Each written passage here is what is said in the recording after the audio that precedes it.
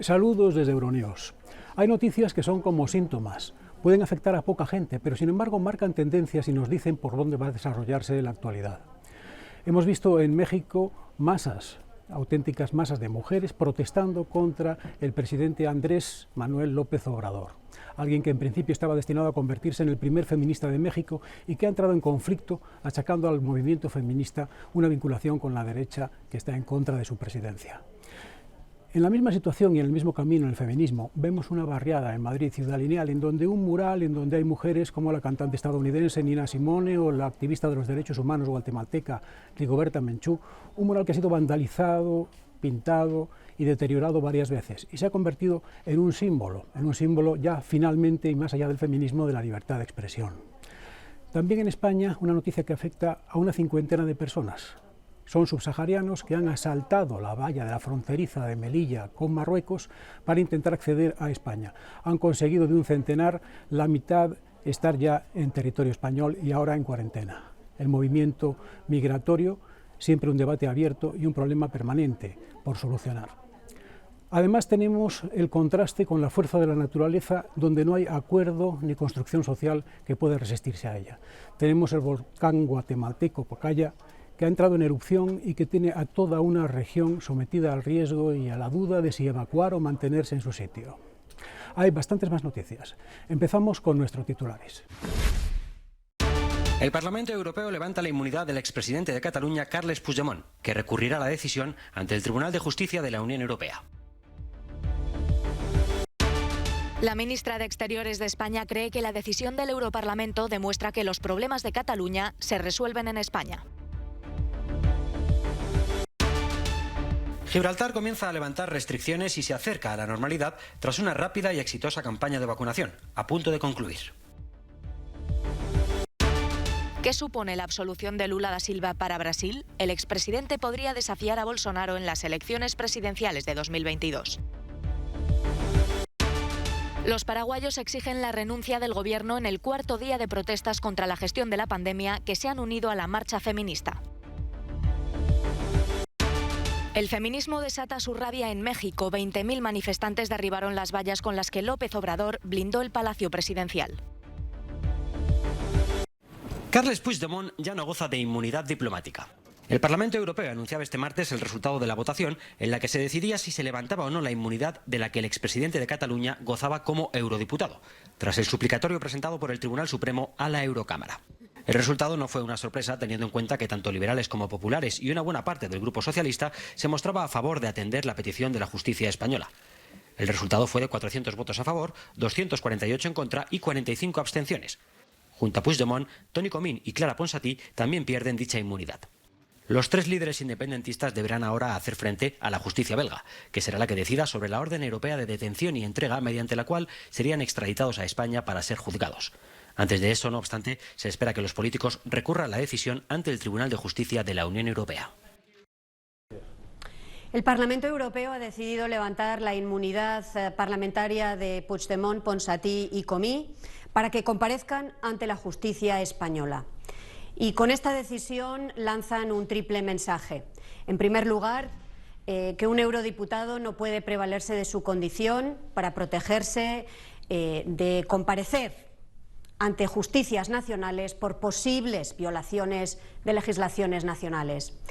Un segundo mensaje de solidez del Estado de Derecho de España, de respeto al trabajo de la justicia española. Y un triple mensaje, y es que los problemas de Cataluña se resuelven en España, no se resuelven en Europa. Esta es precisamente la línea que ha venido manteniendo el Gobierno de España, tendiendo la mano a todas las fuerzas políticas catalanas para buscar una solución a los problemas de Cataluña a través del diálogo y de la negociación. Es este el mensaje que hoy también recibimos del Parlamento Europeo. Las autoridades lo han bautizado como Operación Libertad y en verdad así es como lo sienten sus habitantes. La exitosa campaña de vacunación británica se ha hecho notar también en Gibraltar, donde los números han mejorado sensiblemente y las fuertes restricciones van por fin levantándose. Y es que si bien la intención inicial era la de completar la vacunación de los mayores de 16 años para mediados de abril, el ritmo actual podría dejar el trabajo hecho en cuestión de días. Llevo un par de meses en el Peñón sin pisar España, cuenta Cristian, vacunado el 4 de marzo. Y eso es una parte importante de nuestras vidas, el cruzar la frontera, visitar nuevas ciudades cada fin de semana. Eso es lo que más me apetece. En efecto, la mayoría de los gibraltareños están deseando viajar. Con una superficie de 6,7 kilómetros cuadrados, buena parte de ellos ocupados por el famoso Peñón, Gibraltar puede resultar claustrofóbico en estos días de restricciones y confinamientos. Pero toca ser precavidos. El desconcierto actual sobre la validez de las vacunas ante las nuevas variantes del virus ha llevado a las autoridades a estudiar desde ya posibles planes de contingencia. Estar vacunado no es en absoluto una carta blanca para luego comportarse sin ninguna restricción, explicaba la ministra de Sanidad, Samantha Sacramento. Pero también hay que volver a ser un poco más humanos. Se trata de encontrar el equilibrio entre ambos puntos. En Gibraltar, el COVID-19 ha acabado con la vida de 93 personas, infectando a su vez a 4.200 de sus 33.000 ciudadanos, una octava parte de la población total. Encontrar ese equilibrio entre normalidad y precaución no es fácil para un territorio unido a la vez a España y al Reino Unido. Con todo, parece que poco a poco amaina. Son imágenes que hace tan solo un año eran inimaginables, pero que desde hace algunos meses son desgraciadamente una realidad. Nos encontramos ante uno de los puntos de distribución en Milán de Pane Quotidiano, una ONG que ofrece alimentos a todo aquel que no pueda pagarlos. Cada día, cerca de 3.500 personas se presentan en los 2 puntos de distribución que existen en la ciudad italiana.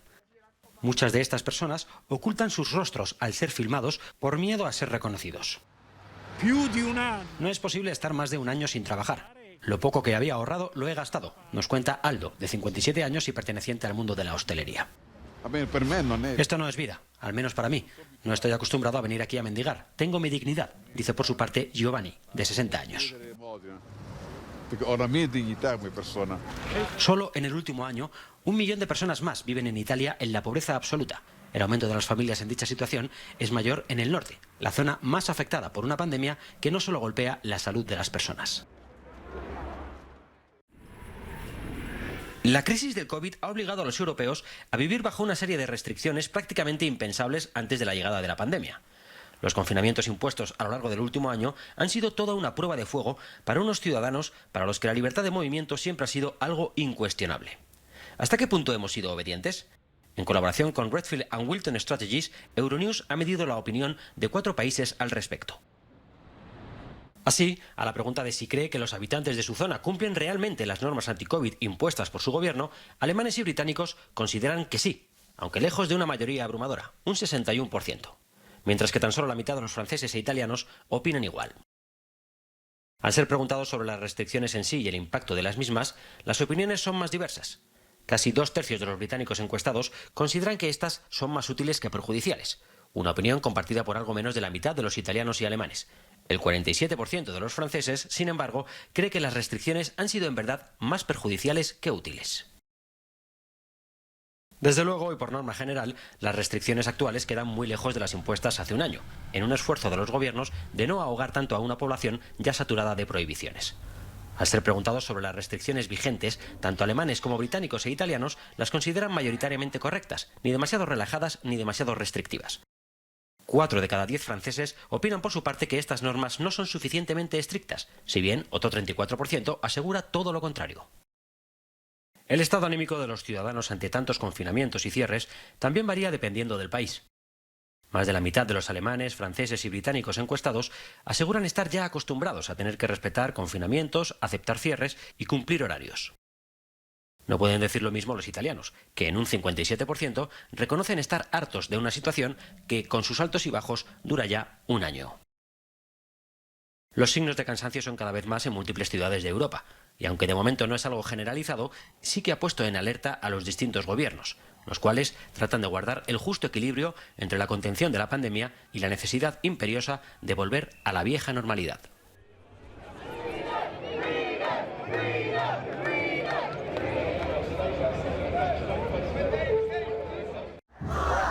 La absolución del expresidente de Brasil, Luis Inácio Lula da Silva, por un juez del Tribunal Supremo este lunes, ha revolucionado la política del país.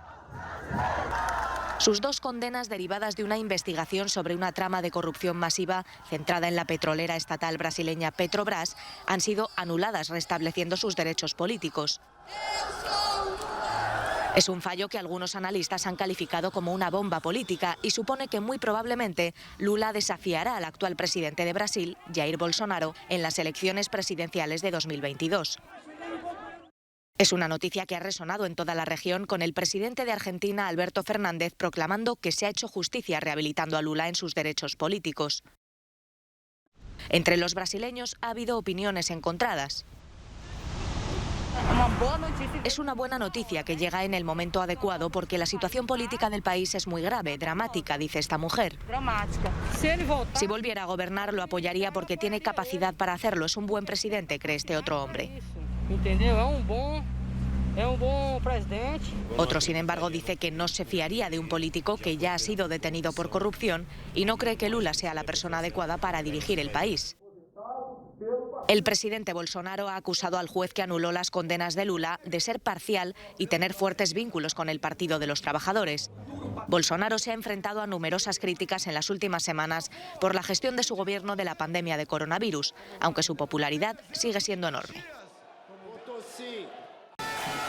El gobierno de Paraguay desatiende la salud y la educación. Es la queja de los miles de manifestantes que por cuarto día consecutivo han tomado las calles de Asunción. Exigen la renuncia del gobierno y poner fin a décadas de mandatos conservadores. La manifestación pacífica junto al Congreso terminó trasladándose a la sede del conservador Partido Colorado, donde se produjeron enfrentamientos. La falta de vacunas contra el coronavirus es otro de los motivos de la protesta. Hasta la fecha solo han llegado 24.000 dosis destinadas al personal sanitario. El descontento ha desembocado en una crisis política que obligó a Abdo Benítez a anunciar cambios ministeriales, entre ellos la cartera de Sanidad, que ha pasado a manos de Julio Borba. A corto plazo vamos a tratar de ir ampliando las camas por un convenio ya establecido con el Instituto de Previsión Social. De clases tendría que ir acompañado de otro tipo de medidas. El clamor antigubernamental se unió este lunes a la manifestación feminista. La pandemia impidió la tradicional marcha masiva por la avenida 18 de Julio en Paraguay, pero aún así este Día Internacional de la Mujer reunió a miles de personas para reivindicar equidad y contra la violencia patriarcal. El feminicidio de una mujer de 42 años a manos de su pareja en vísperas de la jornada de movilización convirtió la marcha en un recuerdo a las víctimas, 4 en lo que va de año. El feminismo desata su rabia en México. 20.000 personas se reunieron en la gran manifestación del Día Internacional de la Mujer. En la capital mexicana, la marcha más multitudinaria tomó la plaza del Monumento a la Revolución tirando las vallas de madera que lo rodeaban. Lo mismo ocurrió con la enorme verja con la que el presidente López Obrador blindó el Palacio Nacional frente a las feministas, causando gran indignación.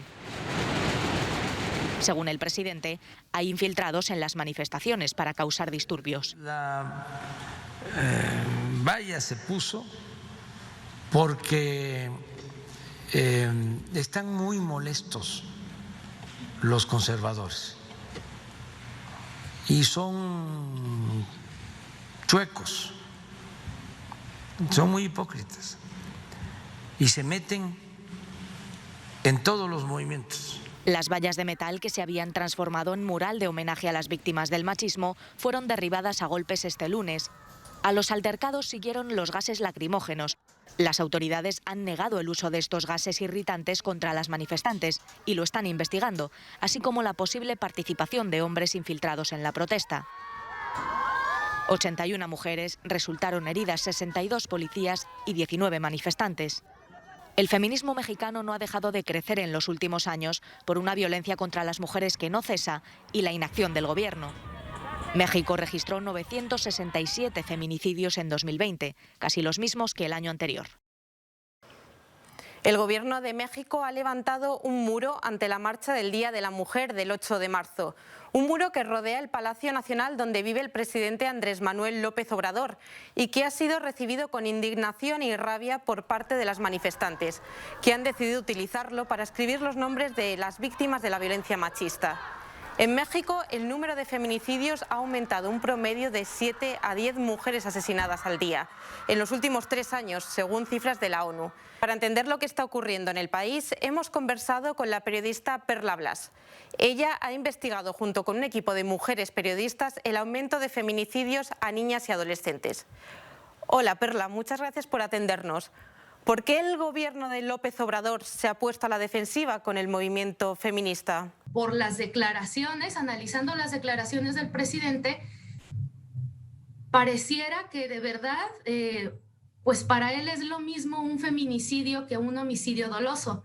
Entonces, te va dando tintes de cómo el presidente por una parte dice: aquí no vamos a reprimir los movimientos feministas, estamos protegiendo a las mujeres, pero en el Vox Populi, en el día a día de las mujeres, pues estamos viendo otra cosa. ¿Por qué siguen aumentando las cifras de feminicidios en México?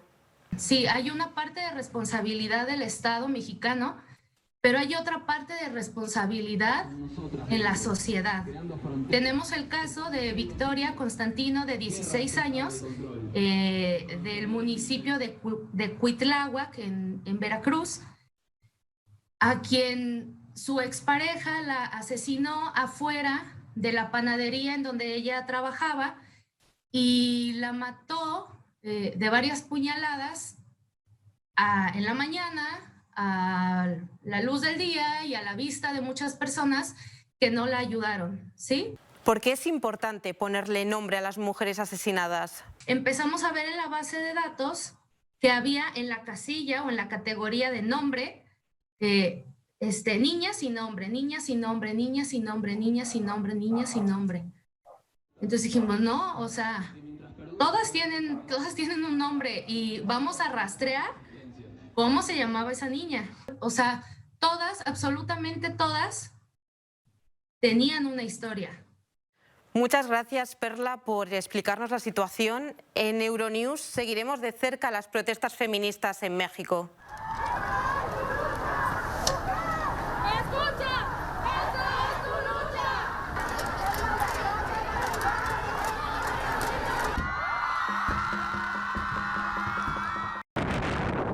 El volcán guatemalteco Pacaya mantiene en vilo a las aldeas cercanas.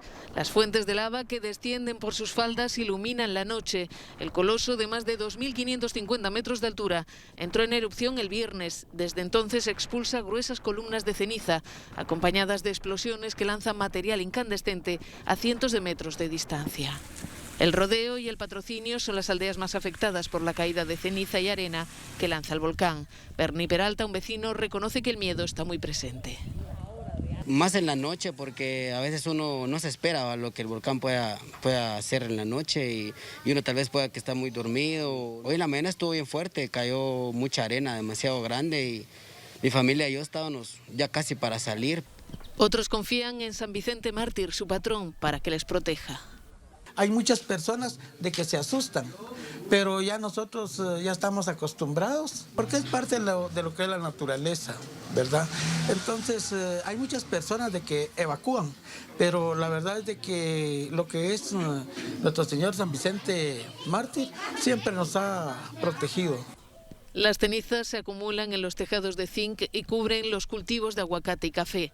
Las autoridades han recomendado a la población que se plantee evacuar de forma preventiva. Por si acaso, varios salones comunales están listos para albergar a la gente si fuera necesario. En octubre de 2017, la periodista y bloguera maltesa Daphne Caruana Galizia murió en una explosión de su coche. Sus investigaciones sobre la corrupción, la evasión de impuestos y los negocios malteses le costaron la vida. Y su muerte desencadenó un escándalo. Un periodista y escritor maltés, Herman Grech, decidió convertirla en una obra de teatro. They Blew Her Up, o La Volaron en español. Es en parte realidad y en parte ficción. Construí la obra entrevistando a personas que de una u otra manera estaban involucradas en la historia. Entrevisté al hijo de Daphne Caruana Galizia, Matthew, que vio cómo su madre moría literalmente quemada, y su testimonio fue impactante. Entrevisté al investigador de la policía y a fuentes mías como periodista, pero claramente el criminal es producto del sistema. sistema del nepotismo, de la corrupción. El escenario está en el centro del teatro para mayor transparencia. Los protagonistas hacen un retrato caleidoscópico de la personalidad de Daphne y de lo que representaba en la sociedad maltesa. El juicio del que puso la bomba se celebró en enero. 15 años de cárcel, pero solo es un ejecutor. Los verdaderos autores siguen libres. Se trata de la cara repugnante de la política, del crimen y de su relación con los negocios. Creo que este problema no es exclusivo de nuestro pequeño país, Malta. Se puede ver en toda Europa.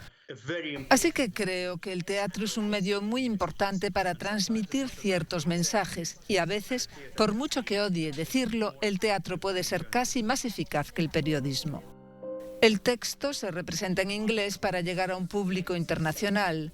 They Blew Her Up lleva más de una semana con las entradas agotadas, pero puede verse en directo por streaming en la web del teatro que coproduce la obra. Hasta aquí hemos llegado en Euronews hoy.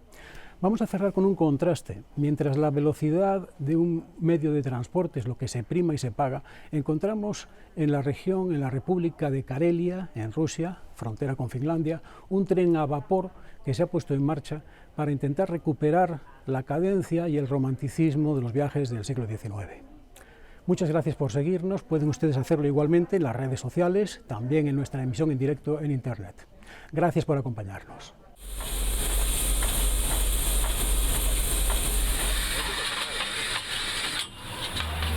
Ahí sí, esto se va a poner de mundo,